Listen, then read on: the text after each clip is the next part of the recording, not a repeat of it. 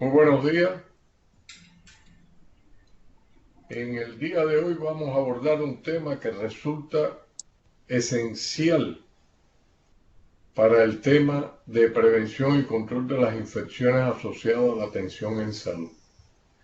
Nos referimos a las precauciones y medidas con vistas a la prevención y, por qué no, al combate una vez presentadas estas IAs en el medio hospitalario. Y todas tienen como común que los microorganismos que actúan como agentes etiológicos de las IAs se transmiten por contacto. Y esto hace que se pueda cumplimentar el axioma que habíamos enunciado en días pasados, ya que muchas de estas infecciones se pueden prevenir con medidas simples y conocidas. Y dentro de eso enfatizaremos en el día de hoy lo concerniente a la desinfección y esterilización.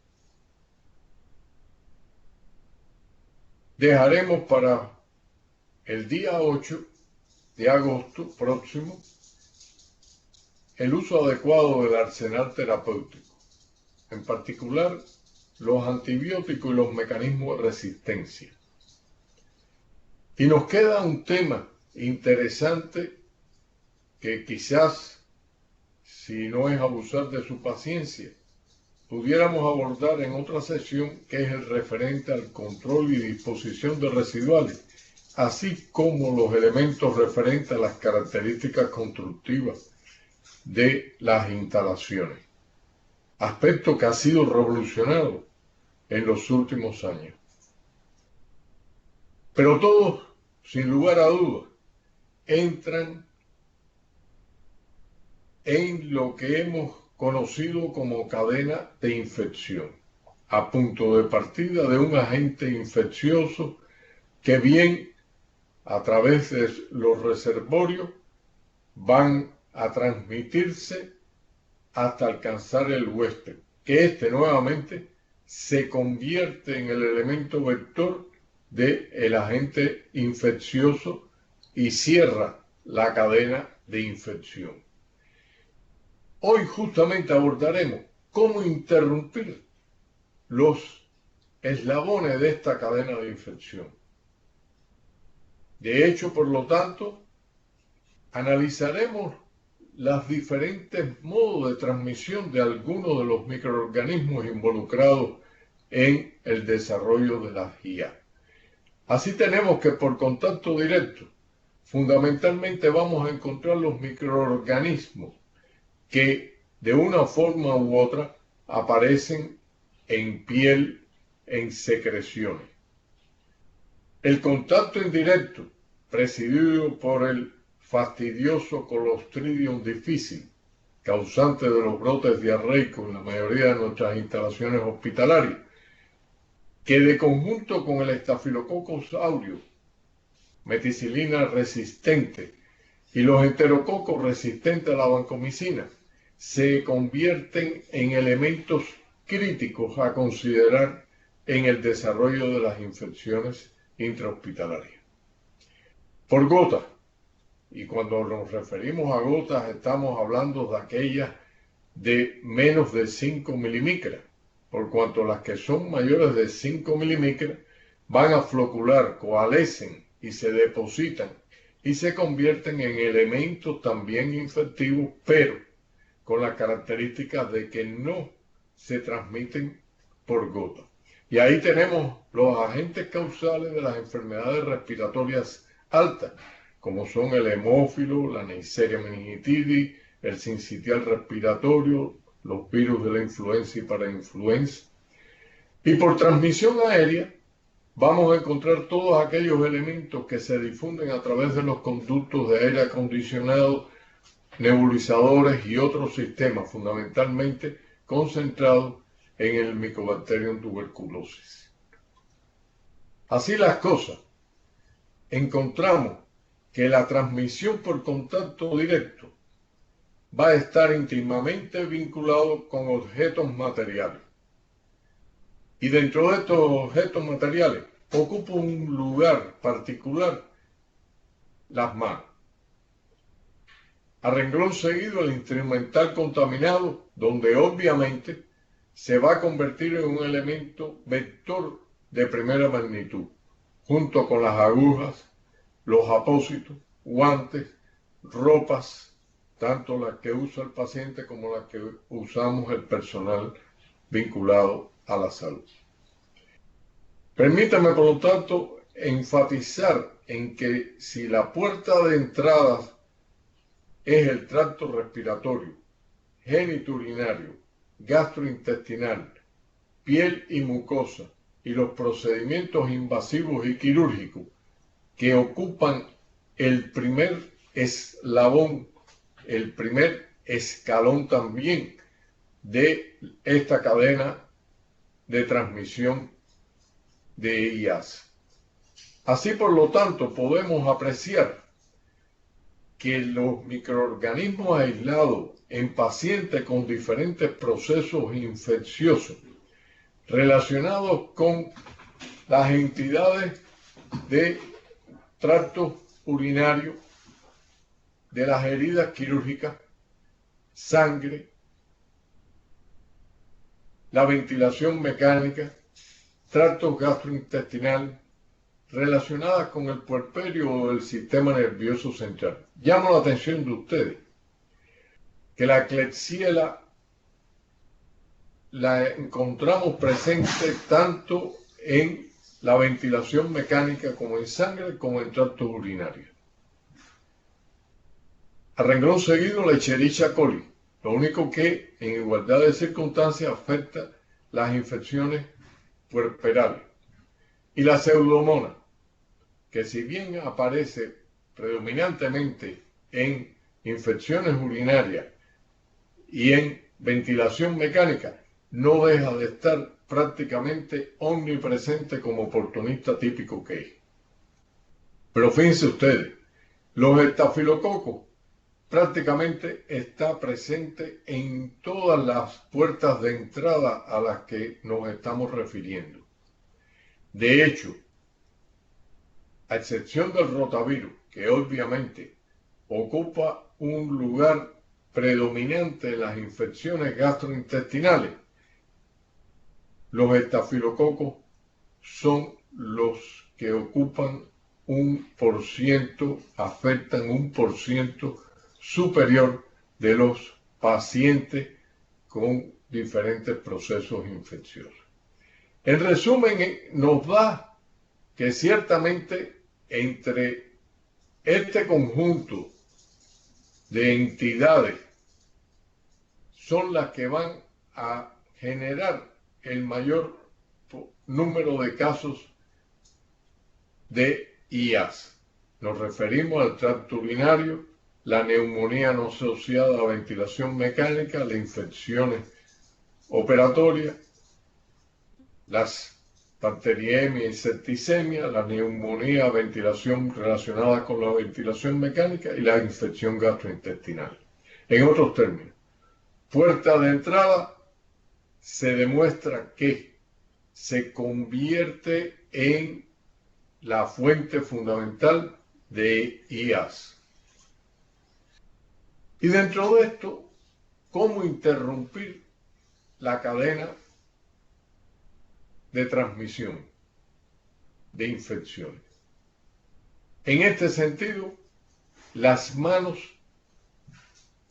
son aquellas que reclaman una mayor dedicación, y ahí nos concentramos en evaluar cuáles son los aspectos relacionados con el lavado de manos. Dentro de esto, la remoción de la flora transitoria y reducir la flora residente son los dos objetivos fundamentales que contemplamos en el lavado de manos, y que tiene como único y central propósito disminuir el riesgo de transmisión de los agentes infecciosos a personas susceptibles.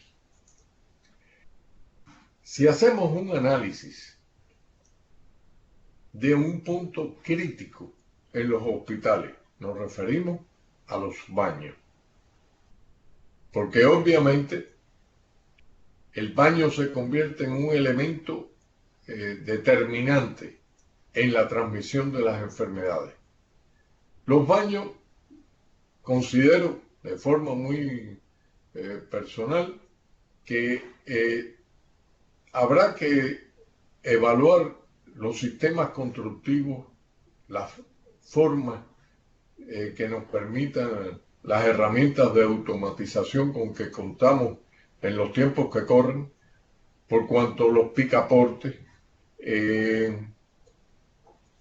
las llaves de agua, se convierten todos en elementos capaces de transmitir los agentes que circulan en los baños de los hospitales. Así las cosas, encontramos que el 47% de los hallazgos bacteriológicos en los baños de los hospitales se corresponden con el tracto gastrointestinal. A renglón seguido, la piel, o sea, microorganismos presentes en la piel, y los del tracto urinario. Estos, en su conjunto, nos arrojan el 83% de los microorganismos que están presentes en los baños. De esta forma es de fácil comprensión que la concurrencia obligatoria al baño por parte del personal de salud o por parte de los pacientes o de los acompañantes nos da lugar a la posibilidad de que se convierta en una fuente explosiva de infecciones en el ámbito hospitalario. Comparto con ustedes un artículo que en su momento fue todo un detonante de cuán importante es el lavado de las manos. Este artículo, por razones éticas, se retiró de forma inmediata. Y es que reflejaba una encuesta en un importante hospital de los Estados Unidos de América, donde se preguntaba al salir del baño si se había lavado las manos. El 65% de las personas aseveró que había, practicado el lavado de manos. Pero lo que no sabían es que había una cámara oculta, y esa es la razón por la cual, por invasión de la privacidad, se retiró el artículo. Y esa cámara oculta detectó que realmente solo el 35% de las personas se habían lavado las manos. Es decir, del 65% que había aceptado, mejor dicho, que aseveraba que se había lavado las manos, solo el 35% del universo total realmente se había lavado las manos. Imagínense ustedes lo que esto significaba. Desde el punto de vista, contrastándolo con estos hallazgos, lo que significa desde el punto de vista la capacidad potencial de este personal de diseminar un gran número de enfermedades. Y dentro de esto encontramos Escherichia coli, estafilococo y por lo tanto puerta de entrada, parte de la cadena de transmisión, presencia de las infecciones en el ámbito hospitalario. Y es que en la higiene de las manos, coinciden varios componentes. El lavado de las manos propiamente dicho es con vista a disminuir la tasa total de microorganismos presentes en las superficies de las manos. Después veremos cuán cierto o cuán incierto es esta aseveración. Pero también está la antisepsia de las manos, con vista a disminuir, eliminar los microorganismos, en este caso usando un jabón antimicrobiano o un desinfectante para las manos. Llamo la atención de ustedes que un caso particular es la preparación para cirugía, que no tiene nada que ver con los métodos convencionales, como todos conocemos, que se utilizan para el lavado de manos, aún en el medio hospitalario.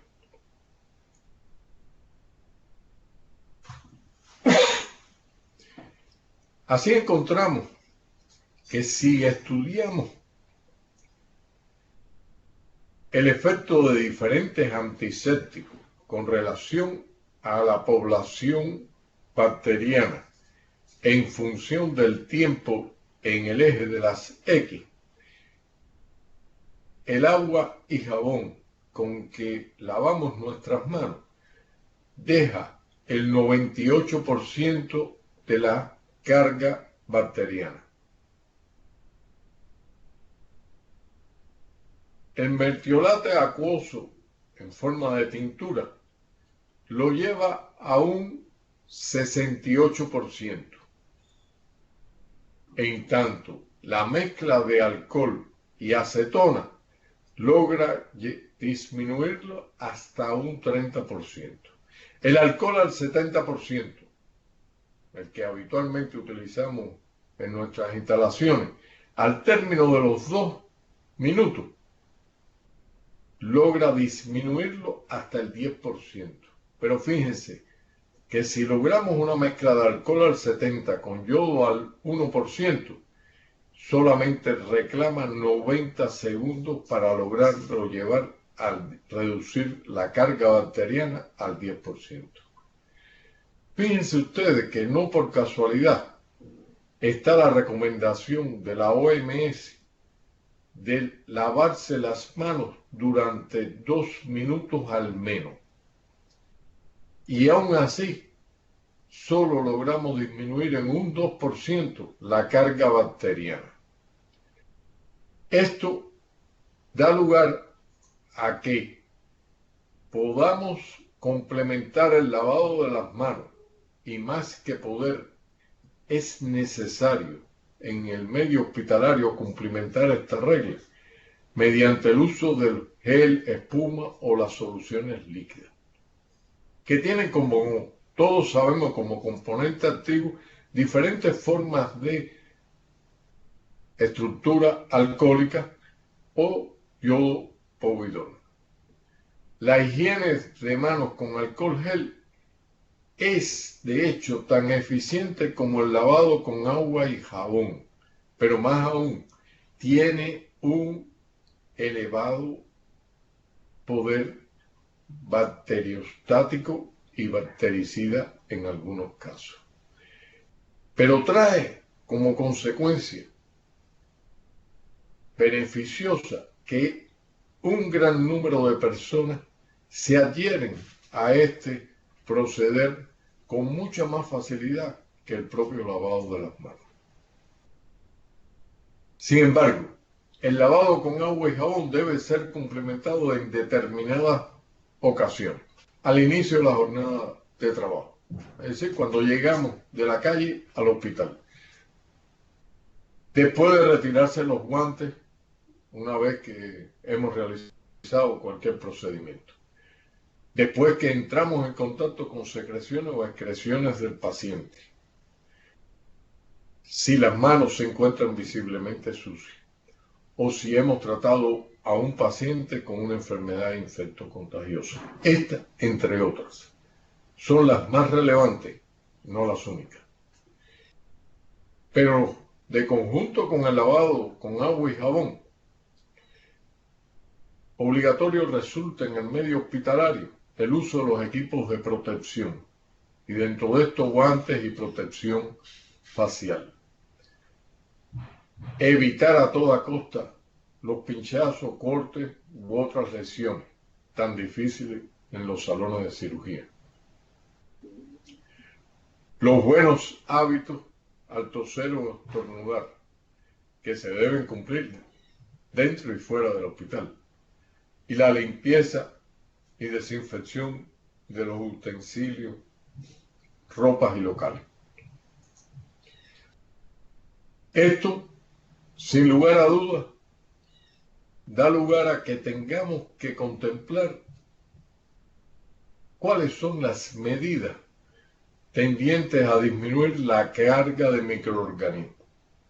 Y dentro de esto, la esterilización y desinfección, sin lugar a dudas, son el punto crucial para poder prevenir, disminuir la incidencia de IAS.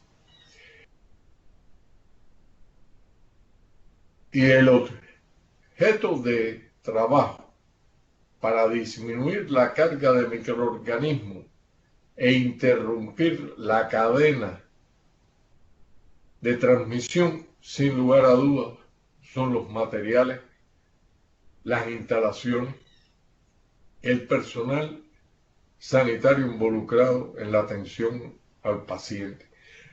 Pero el paciente per se es un elemento crítico, por cuanto no cuenta con la información y formación como es el caso del personal involucrado en la atención al paciente. Las personas acompañantes que en igualdad de circunstancias violan continuamente las reglas en muchas ocasiones por desconocimiento. Las visitas eventuales, pero en fin, todas las personas que tienen acceso a nuestras instituciones. Hasta aquí hemos estado viendo una parte de la imagen, porque el otro componente crítico es la resistencia de los microorganismos a los medios de esterilización y desinfección.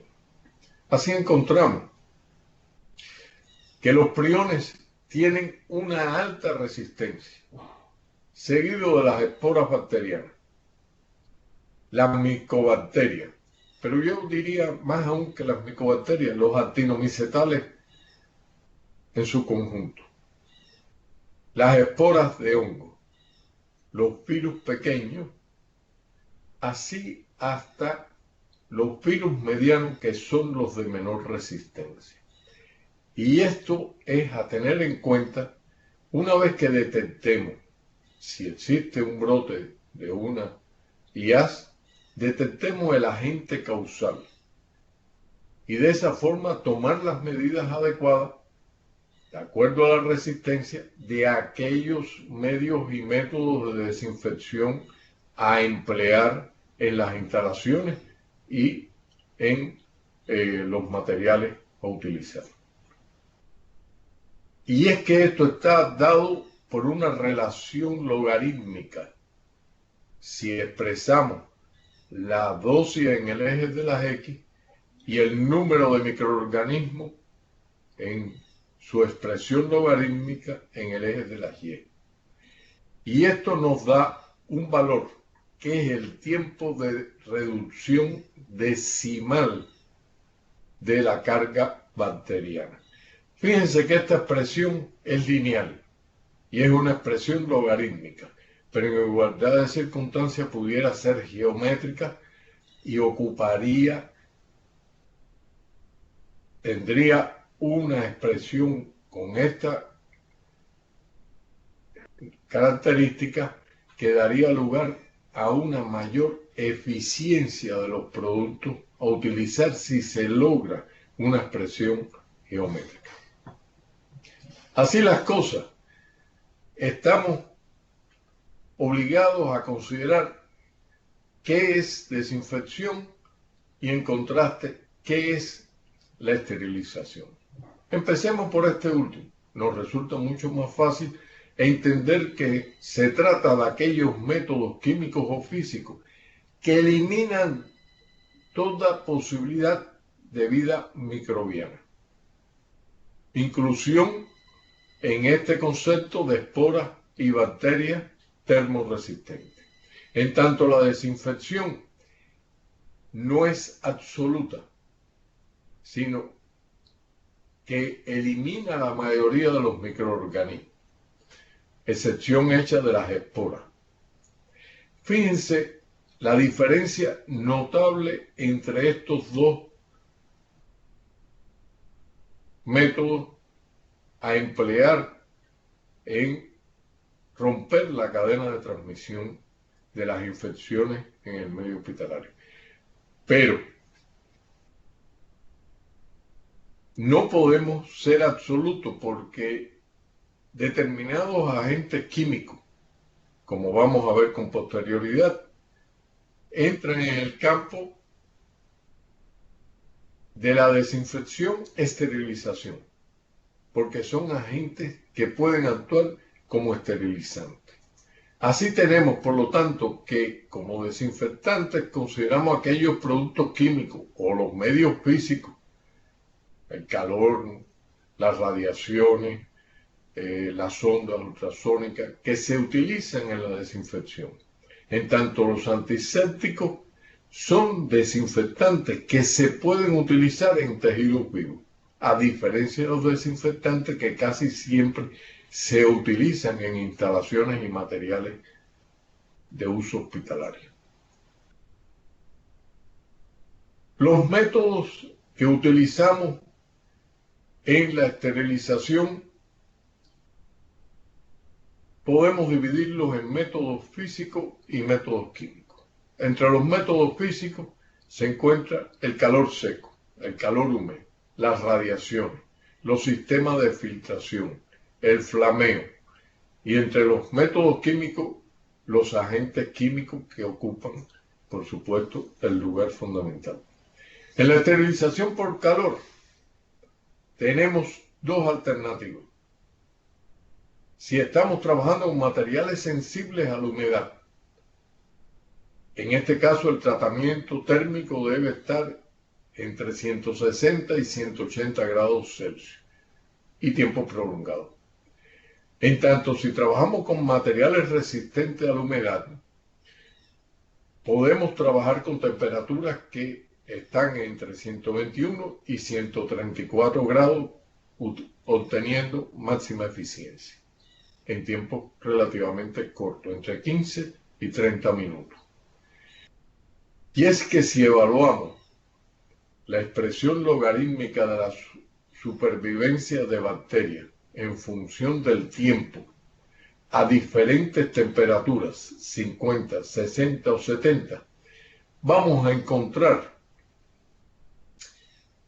que al término de los 40 minutos a 50 grados se logra reducir en un orden logarítmico la población bacteriana. En tanto, fíjense que con una diferencia tan solo de 10 grados, los tiempos disminuyen a 12 minutos.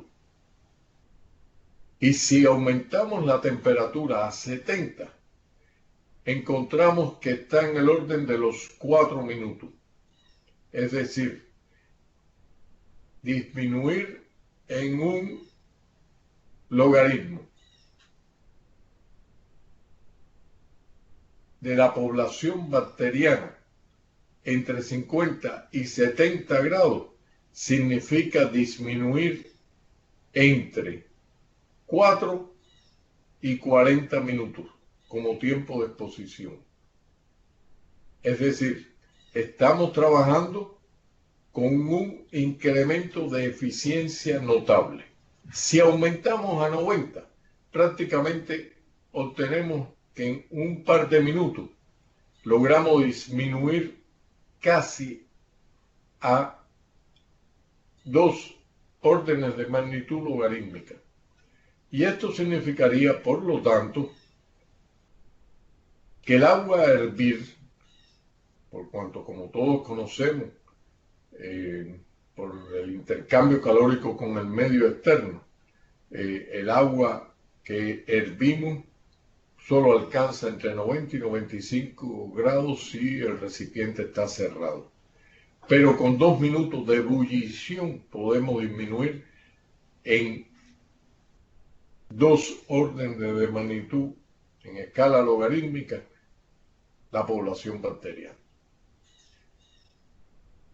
A diferencia de la utilización del autoclave, donde conlleva no tan solo temperaturas superiores a 100 grados mediante la hermeticidad del sistema y por lo tanto la presencia también complementaria de la presión, encontramos que a 110 grados, a 121 y a 132 los tiempos de exposición resultan inferiores. Incluso a 132 estamos hablando de unos 3 minutos para lograr disminuir a 10 a la menos 5 la carga bacteriana. Es decir, de 100.000 bacterias, solo una sobrevive. La eficiencia del autoclaveo es inveterada y no necesita demostración. Al punto que la Organización Panamericana de la Salud aconseja que se utilicen temperaturas de 134 con una presión de 2 kilogramos y solo entre 3 a 5 minutos. En tanto, si es a 121, el tiempo es de 15 a 20 minutos con 1.2 kilogramos de presión. La OPS también aconseja que se garantice el mantenimiento sistemático del equipamiento, véase autoclave, fundamentalmente vinculado con la hermeticidad, con los sistemas de control, es decir, tanto de temperatura como de presión. Evitar el exceso de agua, porque esto lo único que conduce a que se mojen los materiales y al salir pues es una posibilidad de contaminación. Disculpe. Pero también la falta de agua se convierte en un elemento crítico por cuanto se resecan las envolturas, se fracturan y sencillamente tenemos una nueva puerta de entrada para la contaminación ambiental. Los frascos deben ser colocados de forma inversa. No se debe abrir el autoclave a destiempo porque esto conduce única y exclusivamente a la condensación del vapor de agua, formando agua, y este ya rompe el aislamiento del sistema. Usar los indicadores, tanto químicos como biológicos, de la efectividad de la esterilización, que abordaremos de forma particular con posterioridad. Y algo que en muchas ocasiones se viola es respetar la carga de materiales a esterilizar que no debe ser superior al 80%. Las ventajas del uso del calor húmedo estriban fundamentalmente en el tiempo. Como vimos, si es a 132 grados, 3 a 5 minutos. A 121 grados, 15 a 30 minutos. Con este método logramos una magnífica penetración del calor y por lo tanto podemos esterilizar gasas, algodón, objetos de goma y otros materiales propios del instrumental quirúrgico. Sin embargo, encontramos desventajas en la aplicación de la esterilización por calor húmedo, referente a que los instrumentos cortantes pierden el filo y se corroen. Ojo, prohibido categóricamente esterilizar grasas, aceites, es decir, todos aquellos productos como la vaselina que son tributarios de la combustión. De hecho, podemos trabajar en la esterilización húmeda con los guantes, con frascos, agua, jeringas de vidrio, bandejas, los equipos de transfusión, los paquetes de maternidad, la ropa, tolunda, el paquete quirúrgico, el instrumental de acero inoxidable. Y por supuesto, todo esto va a conllevar que se respeten los plazos de tiempo que están establecidos en las normas y procedimientos. El calor seco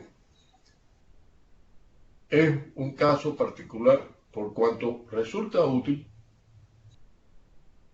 pero su propio efecto, su mecanismo de acción, genera una controvertida interpretación de su posible utilización. Así encontramos que por trabajar fundamentalmente en la desecación del microorganismo, aumenta la carga electrolítica, pero en paralelo conduce a la desnaturalización de proteínas. ¿Y esto a qué da lugar? A que sin lugar a dudas elimina el microorganismo. Eso es cierto.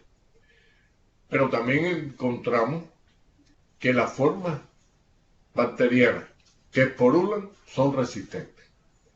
Pero en paralelo, este propio mecanismo que da lugar a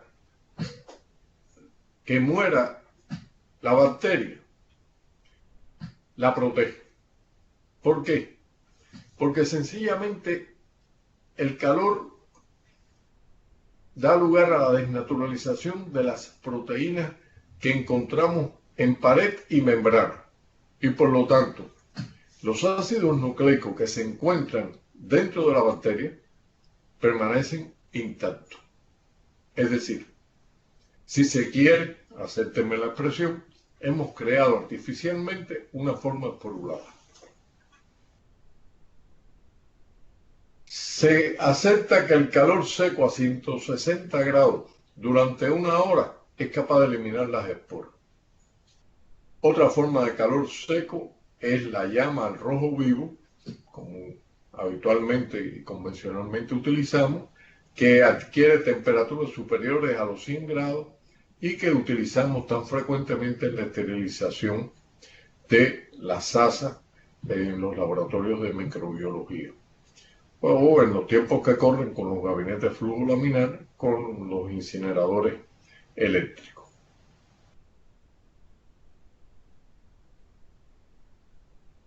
¿Qué exigencia tiene el tratamiento por calor seco?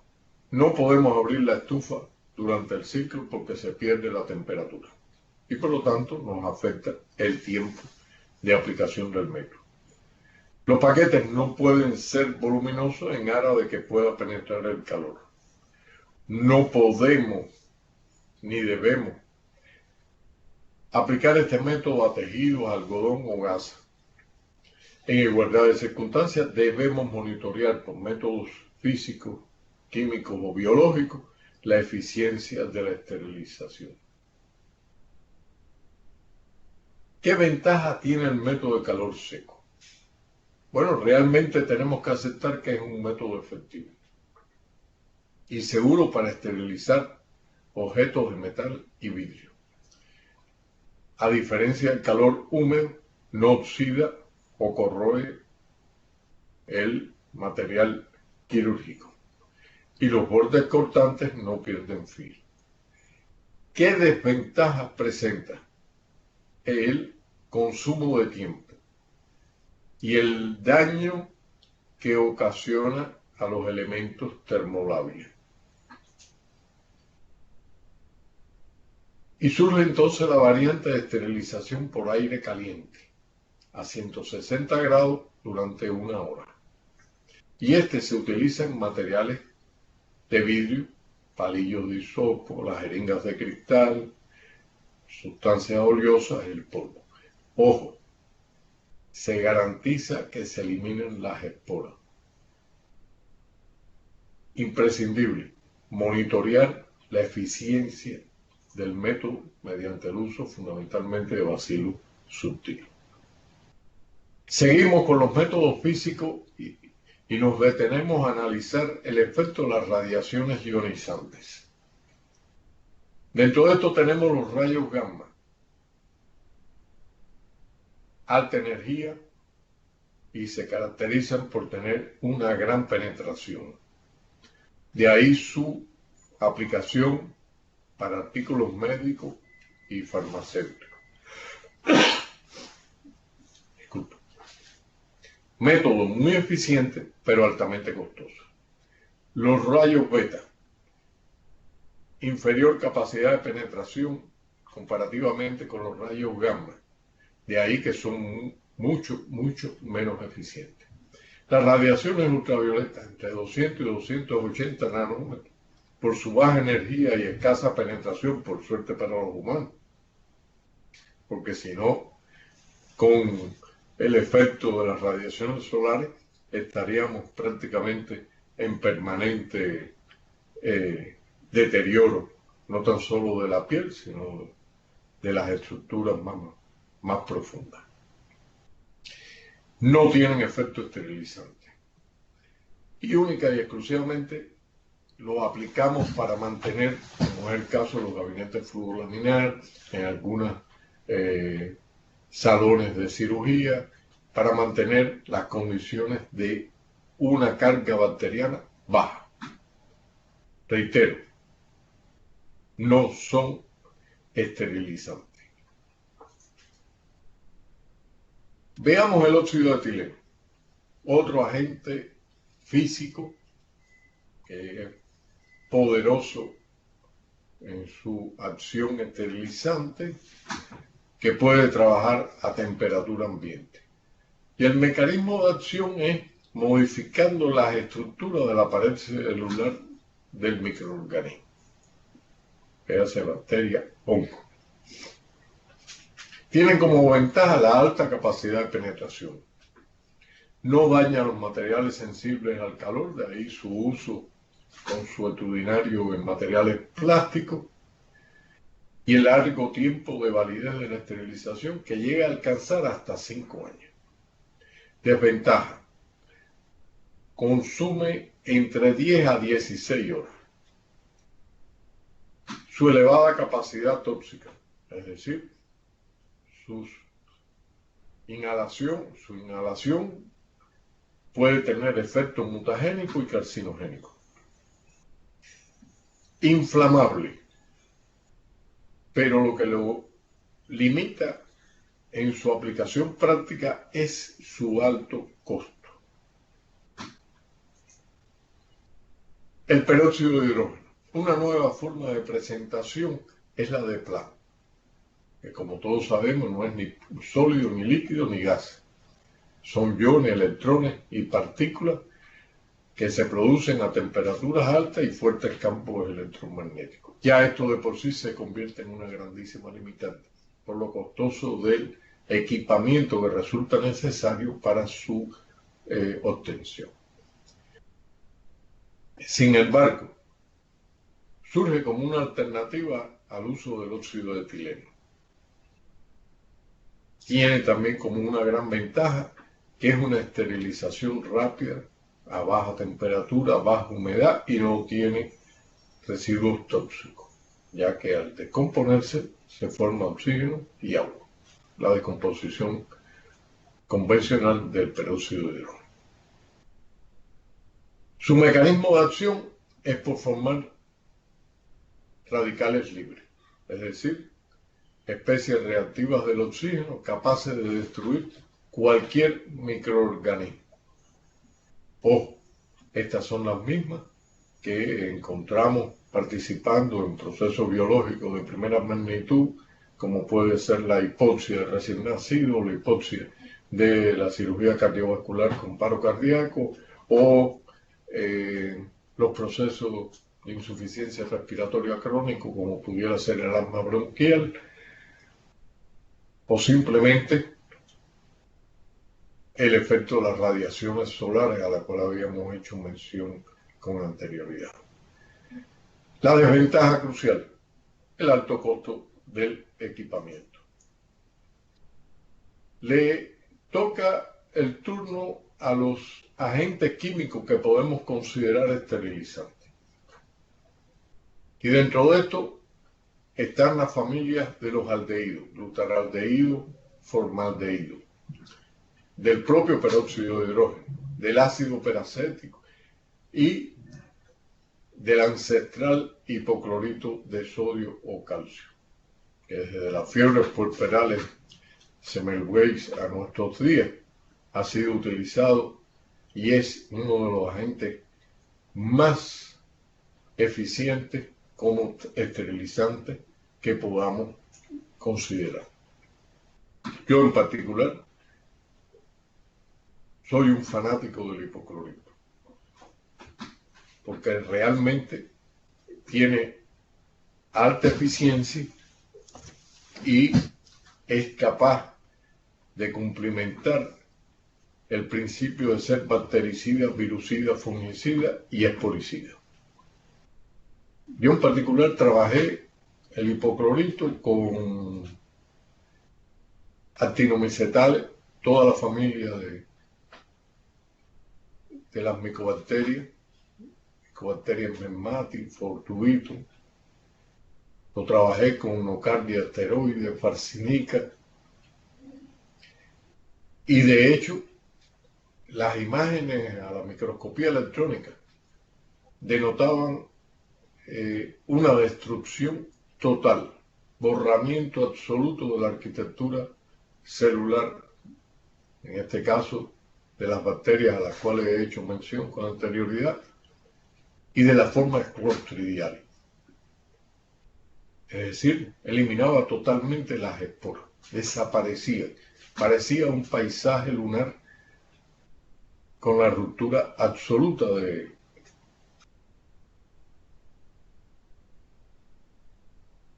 la utilización de este en los sistemas de purificación de agua, fundamentalmente el hipoclorito de sodio, es un método sancionado por la práctica. El glutaraldehído ha llegado a ocupar un lugar cimero por su fuerte acción como bactericida, virucida, fungicida y esporicida. Es cierto, pero su alto costo lo limita extraordinariamente y su manipulación, que es altamente engorrosa. Igual sucede con el formol. El formaldehído es magnífico, no hay la menor duda. Pero ojo, las reacciones adversas que encontramos, todos los hemos sufrido de alguna forma u otra cuando se ha utilizado y no tenemos métodos de protección. El uso del formaldehído combinado con hidróxido de sodio ha sido utilizado y es altamente eficiente, incluso frente a microorganismos resistentes a la acción de otros métodos de desinfección, como es el caso del Bacillus anthracis. El peróxido de hidrógeno, eficiente, pero a las concentraciones a las cuales estamos impuestos a trabajar, tiene alta peligrosidad. Es decir, no es excepción que una gota de peróxido de hidrógeno al 30% perfora un zapato y esto hace que sea extraordinariamente peligroso su manipulación si no se toman todas las medidas adecuadas para la manipulación de productos de esta naturaleza. Su alta capacidad prooxidante lo convierte, y de hecho es una forma radicálica de la que mencionábamos con anterioridad. El ácido peracético. Bueno, el ácido peracético ocupa un lugar específico por su potencialidad y por las posibilidades de uso, que junto al OPA, el ortotalaldehído también debe empezarse a considerar su uso con mayor frecuencia en los medios hospitalarios. como comentábamos, el ácido peracético, que tiene como característica ser incoloro, brillante, olor penetrante, de pH bajo, hay que obtenerlo en la propia instalación que va a ser desinfectada a partir del peróxido de hidrógeno con todas las limitantes que ya le señalamos y el ácido acético. Emana con un olor picante, las emanaciones son considerables, hay que trabajarlo en campana de extracción y yo diría que se debe utilizar medios de protección, máscaras antigas. También se puede obtener a partir del acetaldehído, que en presencia de oxígeno y acetato de cobalto da lugar a la formación del ácido peracético. Su mecanismo de acción es, en igualdad de circunstancias, como oxidante enérgico, actuando sobre la membrana, pero más aún sobre todas las estructuras. El ácido peracético, aún a muy bajas concentraciones del orden de 0,01, nosotros logramos reducir la carga bacteriana del Clostridium hemolítico como representativo de los clostridiales hasta, en algunas circunstancias, 0% de supervivencia de los microorganismos a los cuales estábamos. Se acepta que la concentración mínima expolicida es de 168 ppm durante 1 o 2 horas de contacto.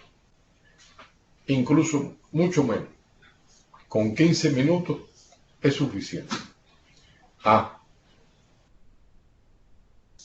Desventaja. Es explosivo si se agita a 110 grados.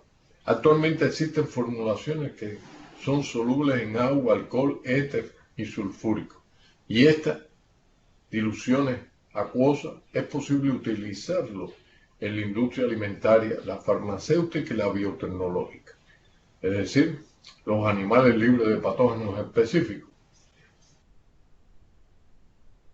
utilizan como parte de su tecnología el uso del ácido peracético.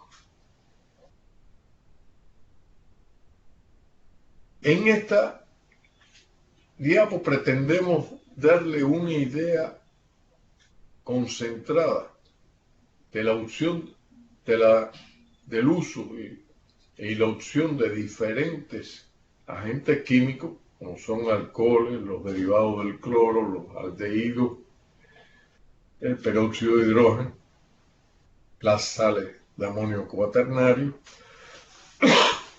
y las concentraciones de uso en el medio hospitalario.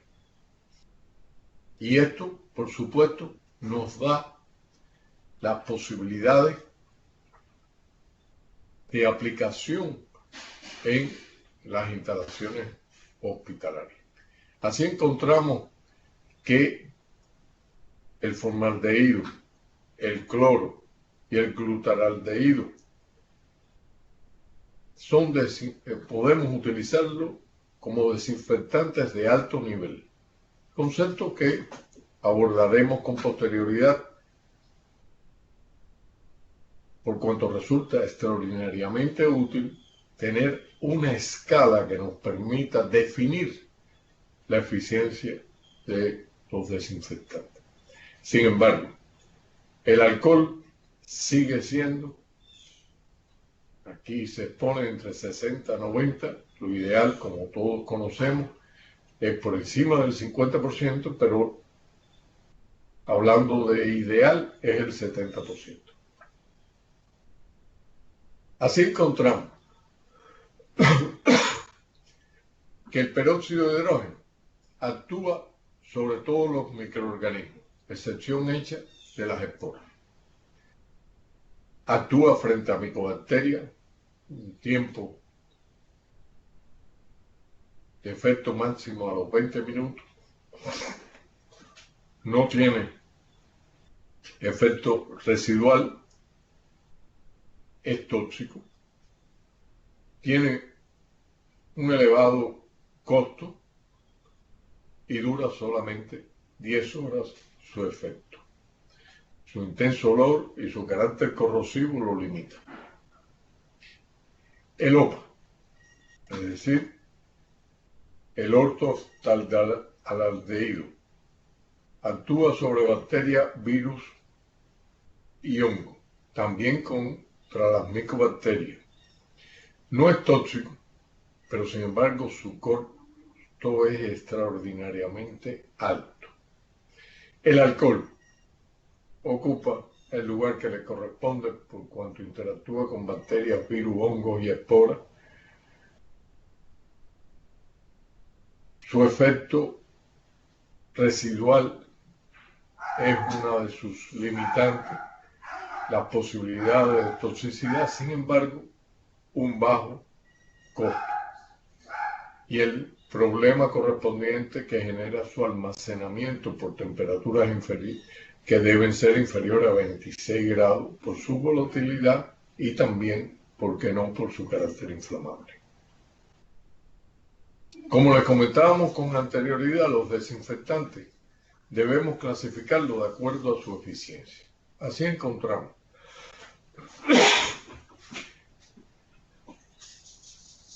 dentro de los que denominamos desinfectantes de alto nivel, que son aquellos capaces de eliminar no tan solo las formas vegetativas, sino también algunas formas esporuladas. Tiene como limitante que no les eliminan los priones. Y dentro de esto encontramos glutaraldehído, el peracético, el hipoclorito, el peróxido y el formaldehído. De nivel intermedio, eliminan bacterias, pero no esporas ni priones.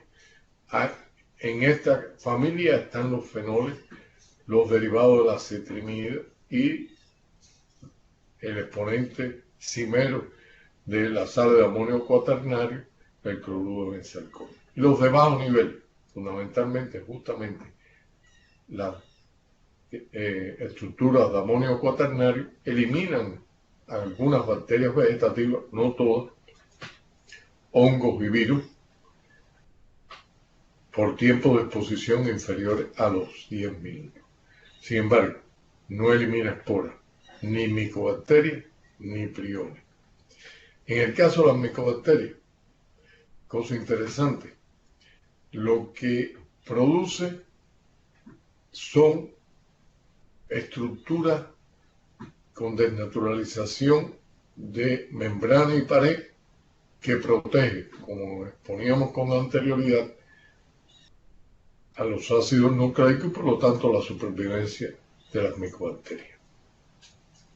Si comparamos el etanol y el hipoclorito y pusimos el jabón de mano única y exclusivamente para sustentar la verdad que enunciábamos cuando abordábamos el tema del lavado de manos, nos arroja que en función del tiempo, desde 0,5 minutos a los 10 minutos, la carga bacteriana, cuando usamos etanol, la tendencia es a disminuir. Por encima de los 5 minutos, no logramos una mayor eficiencia. El jabón, fíjense que prácticamente no elimina, no disminuye la carga bacteriana.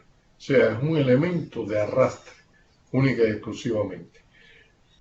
Diferencia notable con el hipoclorito, que aún en medio minuto ya ha disminuido prácticamente a cero la carga bacteriana. Al minuto estamos hablando del orden de menos de 10 unidades formadoras de colonia por mililitro. Pero a los 5 minutos ya estamos hablando de 0 unidades formadoras, no quiero hablar de 10 minutos. Problema crítico el hipoclorito. El hipoclorito, por su condición de oxidante enérgico, lo destruye todo. Las bacterias, los virus, los hongos, pero también las instalaciones. Si en cierta ocasión nosotros estuvimos evaluando productos de goma que se utilizan en las vaquerías, en el ordeño mecánico. Estas teteras se desinfectan con hipoclorito. Y el fabricante daba garantía de que no tenía efecto deleznable alguno. Sin embargo, nosotros la mantuvimos y la evaluábamos todos los meses. Y al término de los 6 meses había perdido su flexibilidad. Y al término del año estaban destruidas. Pero no tan solo eso. Si usted aplica el hipoclorito a concentraciones de trabajo para la desinfección, digamos, el piso, aunque sea un piso de mármol, de granito, ejerce su acción prooxidante y afecta la integridad del piso. Produce grietas, lo destruye. Ahí sobreviene la ventaja de las resinas, fundamentalmente las resinas epóxicas y las más modernas derivadas de estructuras químicas resistentes a la acción del hipoclorito. Luego, si va a utilizar el hipoclorito y tiene razón de uso por su altísima eficiencia, sin lugar a dudas, hay que utilizar de forma complementaria instalaciones. De ahí el peso específico del diseño y la construcción de las instalaciones en aras de evitar el desarrollo de las infecciones intrahospitalarias. Quiero detenerme y compartir con ustedes con relación a las sales de amonio cuaternario. Su estructura química es lo que explica su mecanismo de acción. Y fíjense que es una estructura anfipática, es decir, es capaz de tener un segmento que se caracteriza por una larga cadena hidrocarbonada con 12 átomos de carbono, que es hidrofílica, y una estructura que es hidrófoba. Esto da lugar a que se desestabilice el sistema de membrana. Y cuando hablamos del sistema de membrana de una bacteria, estamos hablando del sistema de respiración celular. Recuerden que el mesosoma se forma a expensas del sistema, como una invaginación del sistema de membrana. Y el mesosoma, que pudiera ser considerado como el rudimento de la mitocondria para la bacteria, es la estructura bacteriana que se encarga de la síntesis de energía.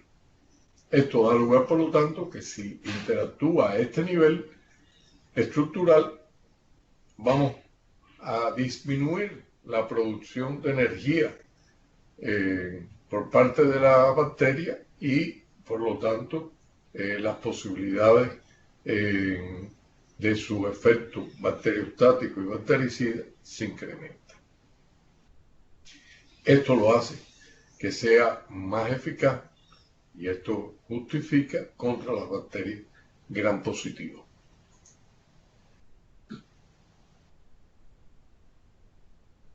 Al evaluar diferentes principios activos que con carácter comercial se encuentran actualmente en el mercado, encontramos que estos nuevos derivados del benzalconio, del cloruro de benzalconio, tienen un efecto frente a una amplia gama de microorganismos: Pseudomonas, Bacillus, Subtilis, Aspergillus, el Saccharomyces, incluso algas. Ahora bien, fíjense que la Pseudomonas aeruginosa es susceptible parcialmente. Ya esto se nos convierte en un llamado de alerta en su aplicación práctica. Si comparamos el efecto del etanol, de la clorhexidina y la iodopovidona, encontramos que el alcohol tiene características que nuevamente lo convierten en un elemento de elección en el uso práctico en nuestras instalaciones, con la grandísima desventaja que ya hemos visto, que es altamente inflamable. La clorhexidina actúa sobre bacterias, no sobre las micobacterias en particular, por tiempo de acción superiores a los 3 minutos. Tiene baja toxicidad, a diferencia del alcohol, que es irritante, pero un alto costo. La iodopovidona actúa sobre bacterias y virus, no sobre las micobacterias, rápidamente, en el orden de los 90 segundos. Sin embargo, su costo es intermedio y está vigente la contraindicación en aquellas personas que son alérgicas al yodo. Cuando evaluamos los endoscopios, la familia de los aldehídos es la de elección. Sin embargo, comparando la eficiencia del cloruro de benzalconio, del hipoclorito de sodio y del glutaraldehído, hay una ligera diferencia en las medianas de las poblaciones bacterianas a las cuales se enfrenta, a favor del glutaraldehído. Pero esta diferencia en la práctica no llega a convertirse en un elemento crucial. Ojo, aquellos defensores de los glutaraldehídos deben tener en cuenta que el costo-beneficio se inclina a favor del uso del hipoclorito. Sin lugar a dudas, el cloruro de benzalconio no es de elección. Frente al VIH, encontramos que hay una amplia gama de productos que son capaces de eliminar el virus de la inmunodeficiencia. Sin embargo, dentro de esto nuevamente se destaca el hipoclorito, que en concentraciones elevadas va prácticamente a eliminar todas las formas bacterianas y muchas de las formas virales. El alcohol sigue ocupando un lugar extraordinariamente atractivo por sus posibilidades prácticas. Si se trata de contaminación por contacto, la clorhexidina, el peróxido de hidrógeno pueden ser utilizados. Si se trata de productos a utilizar en el medio hospitalario, la amplia gama de opciones con que contamos nos permite garantizar y eliminar las posibilidades de que se cumplimente la cadena de transmisión a la cual hacíamos alusión en los inicios. La desinfección está en razón directa de la biocarga, es decir, a mayor cantidad de materia orgánica o bacterias, hongos o virus presentes, las posibilidades de que la desinfección sea efectiva es menor. Es decir, a mayor biocarga, mayor tiempo de exposición del desinfectante para que pueda ejercer su acción de forma eficiente. Hay que tener en cuenta también el elemento rector que con anterioridad hacíamos mención, es la resistencia intrínseca de los microorganismos.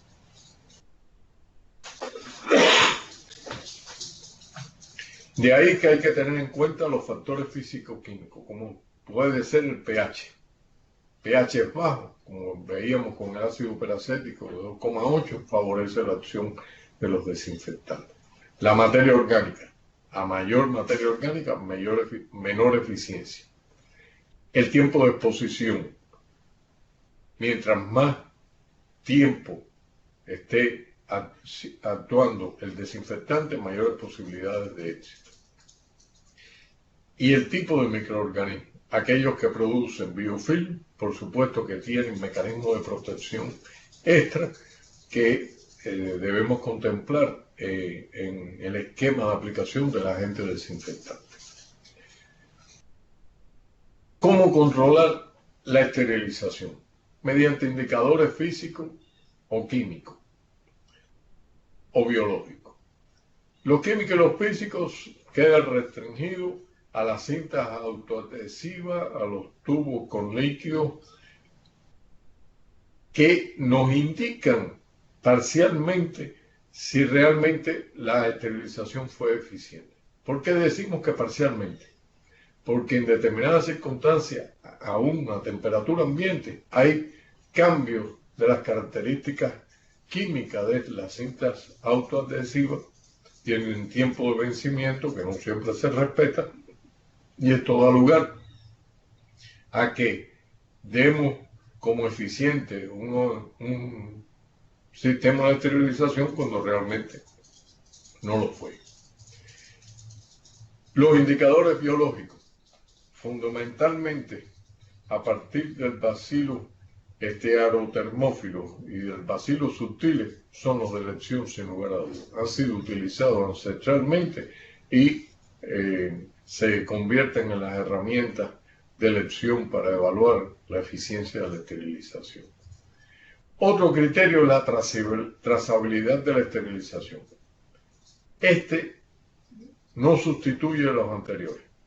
Este es lo que es una herramienta que de forma complementaria podemos utilizar y establece la relación entre el número de pacientes operados con el instrumental utilizado y el ciclo de esterilización al que fue sometido. En otros términos, número de pacientes que se infectaron con determinado material que fue esterilizado en un momento determinado. Se acepta que debe ser mayor del 91% para que se categorice como OPTE. Como aceptable, del 75 al 90, pero por debajo del 75 se convierte en un elemento crítico en la posibilidad de desarrollo de las IAS. Retomamos el punto inicial. Podemos disminuir las infecciones con medidas simples, conocidas.